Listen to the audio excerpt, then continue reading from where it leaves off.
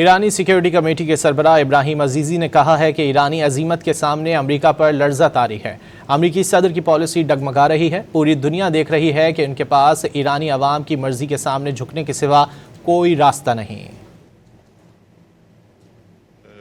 مشاهده میکنیم اون تزلزل و در واقع بی‌ثباتی آمریکایی ها و سردرگمی رئیس جمهور آمریکاست که در یک بنبستی قرار گرفته. البته همه عالم دارن میبینن راهی جز تن دادن به اراده ملت ایران نداره. اگر که بخواد از این بنبست خارج بشه باید قدرت تصمیم گیری رو هم داشته باشه. اون چیزی که الان مشاهده میکنیم نداشتن قدرت تصمیم گیری آمریکایی است.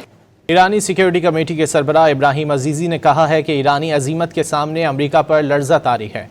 अमेरिकी सदर की पॉलिसी डगमगा रही है। पूरी दुनिया देख रही है कि उनके पास ईरानी अवाम की मर्जी के सामने झुकने के सिवा कोई रास्ता नहीं।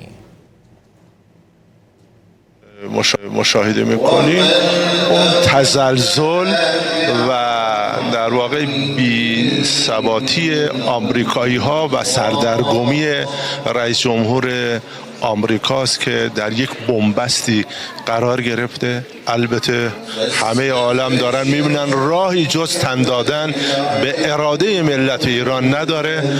اگر که بخواد از این بنبست خارج بشه باید قدرت تصمیم گیری رو هم داشته باشه. اون چیزی که الان مشاهده میکنیم نداشتن قدرت تصمیم گیری آمریکایی است.